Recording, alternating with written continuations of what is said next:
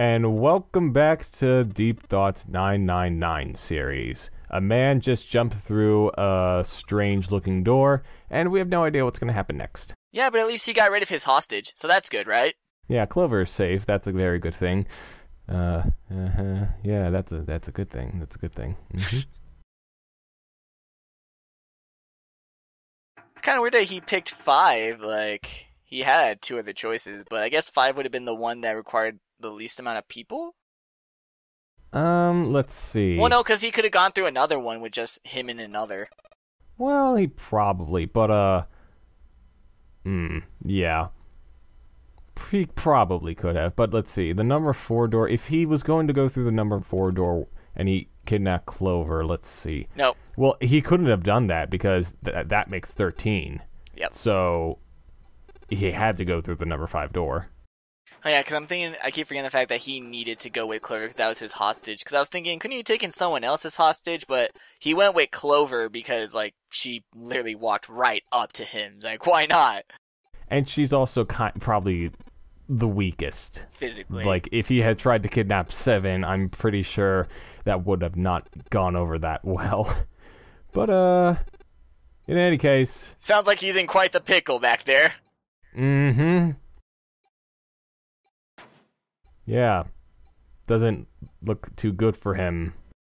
It's also kind of weird that these devices would be a hand reader. It's like you would think you would just scan it like at a grocery store.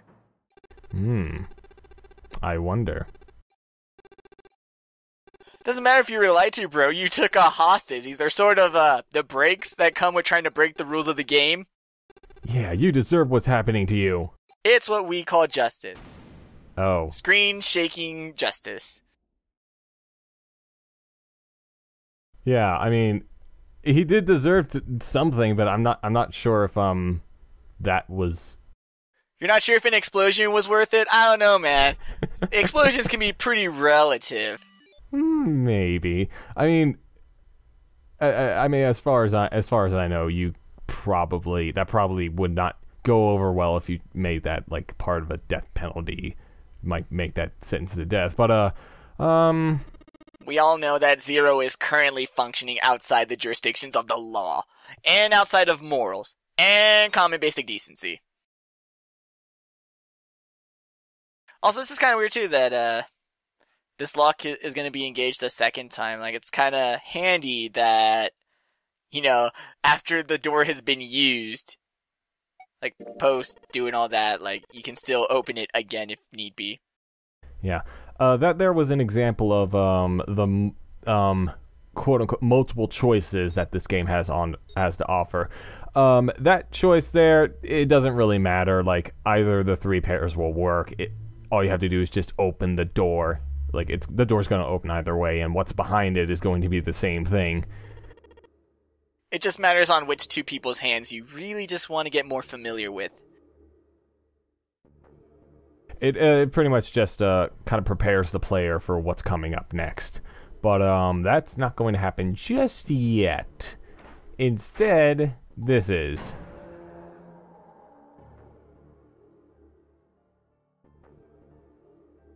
This game is also so good at the tension, too. We got all that explosion, all that scream. It's like, dude, just show me what's inside. I must know. Yeah. Well, depending on... Considering these people's reactions, it's probably not good. Quote 7, pretty bad. Quote Snake, he blew up. And now we get to the actual Saw part of this game. Yeah, if kidnapping people, if holding children hostage, if sinking and drowning in a ship wasn't all that hardcore for you, well, we just had a person blow right the fuck up. He's all over the floors, the walls, the ceilings, everywhere. And the game shows, like, pretty much the outside of the mess that's out on the other side of that door. But the description on the bottom screen, I should say the right side is the bottom screen. The description pretty much describes the scene well enough, though, and I have to say, like, these descriptions get a little bit more and more grotesque. It's a graphic novel. You kind of have to use your you have to use the descriptions, all right? If you're not going to show it, then you kind of got to rely on that crutch. But thankfully, this game is very well written, even, being a translation, which, nowadays isn't that much of a handicap. But, like I said, a good graphic novel or visual novel has to be well written, and 999 is very much so, even more than just, basic dialogue. The exposition for a lot of the gory, more grotesque parts of this game, which there are plentiful of, they know just the right ways to describe it to make it unsettling without making it childish, because you can write and then his brains are on the floor and on the wall, and if you don't explain it correctly, you completely lose the gravity of the situation. You completely lose the actual tension. So they do a really good job. Both in, like I said, in the first person explanation. So Junpei is pretty good at explaining gore in a very dramatic way, but also the narrator is really good at explaining a lot of these scenes. That little taste of what we had before, I think it was like chunks of torn flesh strewn upon the ground or something like that. That's that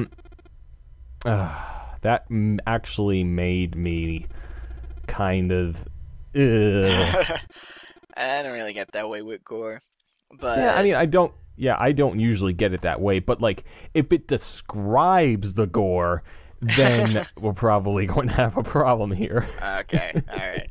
Another thing, too, is that's it for the Ninth Man. For being a game titled 9 Persons, 9 Hours, 9 Doors, the main cast, beyond this point, will be an 8-man ensemble. And that 9th man never got his official nickname. He will not participate in the rest of the game, and I rather enjoy that, because for a couple of reasons, it adds that, it sort of gives that feeling that no one is safe. When you say 9 persons in the title and you kill one off, like, you don't know where it's going from there. Like, oh, I thought it was going to be 9 people the whole time. I could count on those 9 people being around, but no, you're already down to 8. You've lost one.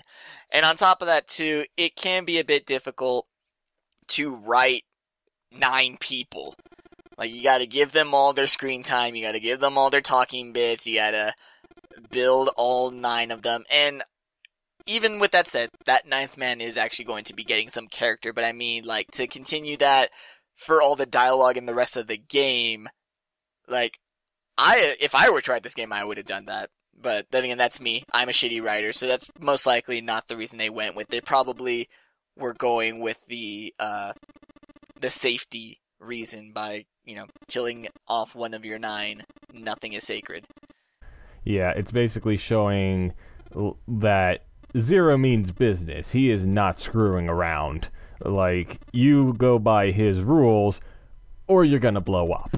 Even though we have no idea why. Even though these people were chosen, so there's a reason for this game, for these people.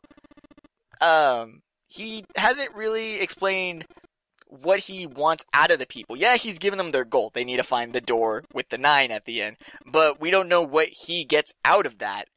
But he's more than willing to kill off people, so the people themselves have no value to him. Like, he doesn't need all of them. He just needs someone, maybe? Maybe just one person. Maybe he doesn't need any of them. Maybe this is all one big giant sick joke. And this is all for his basic entertainment, like a video game.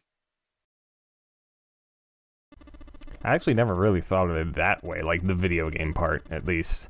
Like, the other parts is obvious, but, like, the video game, I know, right? Yeah.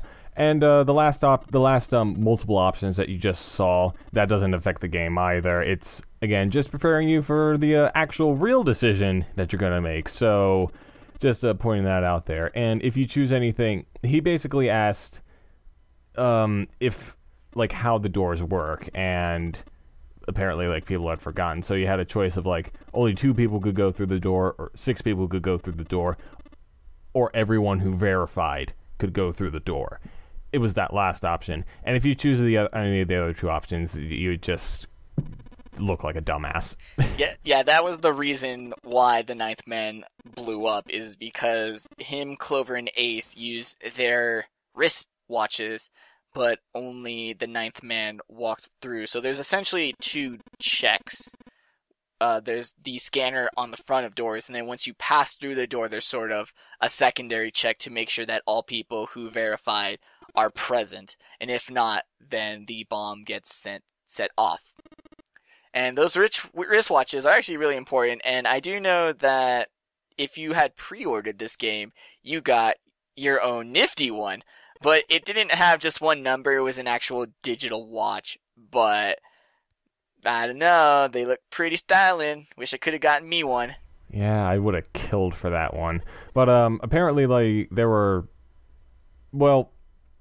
weren't a whole lot of pre-orders to this game, because before this game had come out, a lot of visual novel games weren't really that successful, and this game had gotten a decent amount of exposure and coverage, but like not a whole lot of people did the pre-order. So they compensated for that somehow. I don't remember how. Yeah, well, the DS sort of had this weird saturation of graphic novels. I mean, you had the Phoenix Wright games come out in it. You had the Professor Layton games. I know Hotel Dusk came out. I don't know in what order all of these games came out, but the DS, I mean, people saw the idea of the two screens, the touch controls, and then the fact that you could sort of hold it like a book. People saw the potential of that and all kind of had the same idea. And there were a lot of visual novels released on the DS. So I guess it was, and 999 was a new IP. It was a bit difficult to sort of like get it shown, get in the limelight, but thankfully after it had come out, it was so good that it's sort of getting that retroactive attention that it thoroughly deserved. Yeah, it wasn't like a million seller or anything, but like it had exceeded expectations. At the very least, it's a cult classic. I mean, you can almost call it mainstream popular, but hey, I'm a dirty, stinky hipster who loves him some cult classic games. Also, this was the one thing that I found interesting, was that the wristwatches aren't the bomb. When I first saw the scene, I thought it was that, oh, the bomb blew up on his wrist. I was like, so why did it kill him? Like, yeah, his arm would have been hamburger meat, but he wouldn't have died from that. But he probably could have died from blood loss. But go on. But all the characters have unconsciously swallowed a bomb. Thankfully, all of them swallowed and no one tried to breathe it in the bomb, because it's sort of the same tube. But everyone successfully and safely swallowed a bomb, and unfortunately, no one has a digestive system fast enough to get poop out the bomb in time. There's the new mechanic with it that Zero refers to it as the Reds and Deads, which is, it's another silly way of saying, hey, if you touch your hand on the freaking scanner, you gotta pass through the door. You can't just, help out another team go through one door and go through another door. No, the game is making damn sure that those who scan together go through the same door together. And once they go through that door, they have to find the dead in order to deactivate the bomb, or the detonator, I should say. Yeah, so that's sort of adding that twist to the escape the room. Like I said, the first prologue room was straight, like, cut dry, get out of the room. But now there's puzzles to it, which, yeah, at the end of the day, still result in you getting through the room. But it's sort of giving a reason for why you have to dig through drawers, why you have to, put an actual puzzle together, is that just because you followed the rule of keeping together, that bomb can still go off. You have that constant threat of the bomb. Thankfully, no real time limit is placed upon you. Yeah. The dead part of the game, it had, like, added another layer of tension onto the whole situation. And I had thought, the first time I was playing this, that maybe at some point in the game, they're not going to reach the dead in time. Like, the group, Junpei and a few others are going to go through a door. They're not going to either be able to find the dead, or get everyone verified in time, and they're all going to blow up.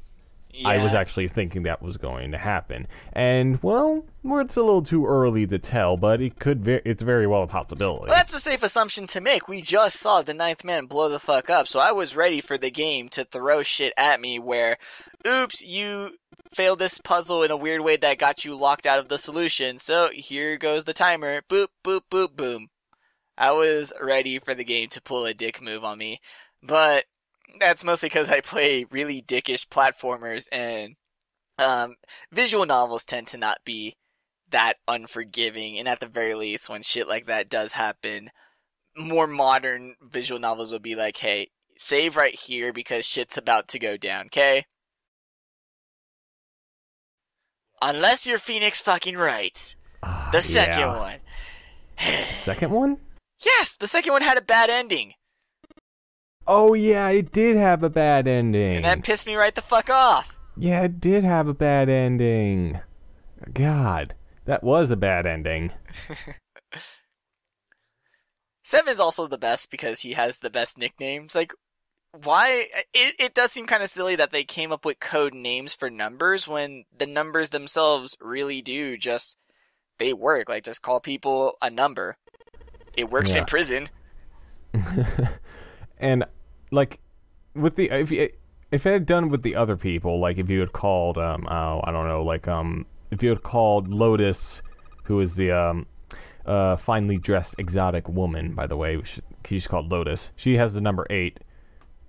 She has a number 8 watch. So if we had called her 8, to me that would feel a little weird. Like for 7 though, it's like natural. Yeah. Like 7 makes sense. Well, I guess giving themselves names is sort of an empowerment dealio. It's like, yeah, we are trapped on the boat. Yeah, we're playing Zero's game, but at the very least, I have a name instead of being a number. Because I know that assigning numbers to people is definitely one of the basic ways to dehumanize someone, and that can take away the confidence and strength. So they could be just empowering themselves through assigning names. Unfortunately, Junpei doesn't get that honor, and he's stuck with his actual name. All because June said his name in the beginning. What do you think would have made a good nickname for Junpei if June hadn't blurted her mouth? Well, okay, so he's 5. So Manos? I don't know. Manos? Yeah, Spanish for hand. 5 fingers. Oh, yeah. You could go with that, or you could go with the Type 0 and call him Sink or Cinch, however she pronounced her name. Yeah, no, because all the characters in Type 0 are like shortened forms of numbers and stuff. So like 4 is Quart.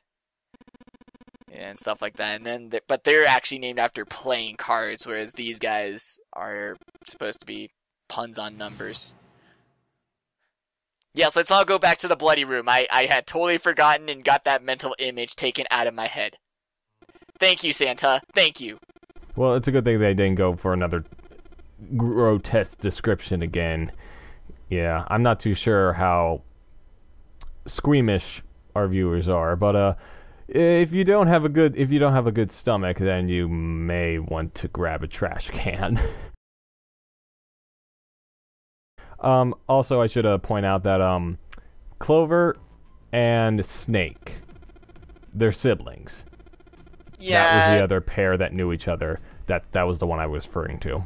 Yeah, I don't think they've said it so far, but Junpei spends like the whole beginning of the game, anytime he sees them, saying, they have a weird relationship. It's so weird. I'm so weird. It's like, yeah, they're family. Dude, even I could have figured it out. I don't know if they were cousins or... Because when I first saw him, I guess on the DS screen, like, he looked a lot older, and the gray hair made me almost think father-daughter, or, like, adopted father-daughter. But I knew, like I said, when you see what his face actually looks like he looks too young. But I mean, the first time I saw it, he looked like he was closer to Ace's age. So, and as we've already said, then people's physical descriptions and their ages don't really match all that well. So... Here's a good example. How old do you think Lotus is? How old did you think Lotus was the first time you played this game? I thought Lotus was like in her 20s or so. I thought she was just like... She struck me as like a late college, like early 30s kind of girl. And then her actual age kind of blew me away, but that's sort of like her dealio. Is that she doesn't act her age. She really is the free spirit of the group. And I actually like her a lot because the whole difference between her appearance and her actual personality, because she may look like she doesn't care, but she's already so far in the story like shown signs of maturity that the other characters do not. And obviously she does care about one thing: getting the hell out of here. Yeah, and I do kind of like how you're gonna see a lot of differences between what characters' motivations are and what they seem to be. Like, some characters will come across as very selfish just by how they express their desires or their motivations. But then when you actually find out, like, why are they acting that way, it's like, oh wow, I am so sorry. I thought you were just being selfish and being ignorant of everyone else's needs. I am so sorry. So these characters, like I said, they are very typical, and you can sort of definitely see the tropes within all of them, but the writers did a very good job in trying to make every character seem a bit more than they seem. That there was another decision, quote unquote, decision you had to make. It was basically add up 8, 6, 3, and 5, and what's the digital route that you get out of that. Any other number besides 4 would have just, again, made you look like a dumbass. Yeah, I like how you get a lot of those in the early games. Like, Junpei, what's wrong with you? Can you not math? It's like, I've kind of been knocked out. I breathe in a shit ton of gas, so I don't know. Can I? Can you?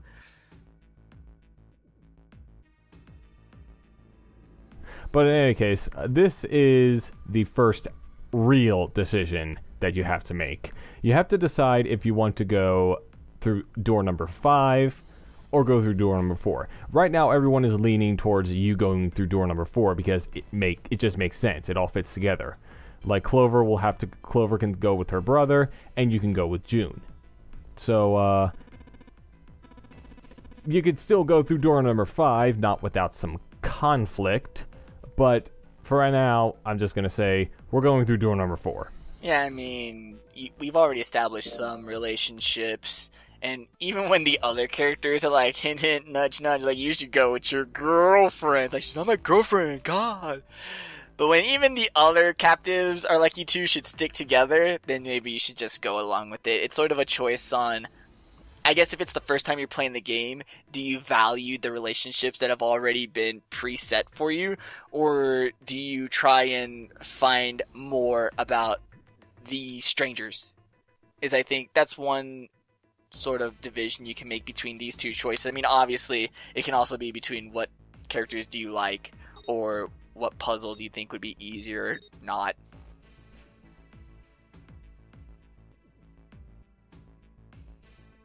That's a good comparison, I gotta say, because I mean, we had to decide with either just going with the people that had already been decided, or breaking 2 siblings and 2 people who know each other but haven't seen each other in years, breaking them apart. You had to decide between either complete bliss or being a prick. Yes. You have to choose between how much of a prick do you want to be, because let's face it, you're gonna be a prick either way.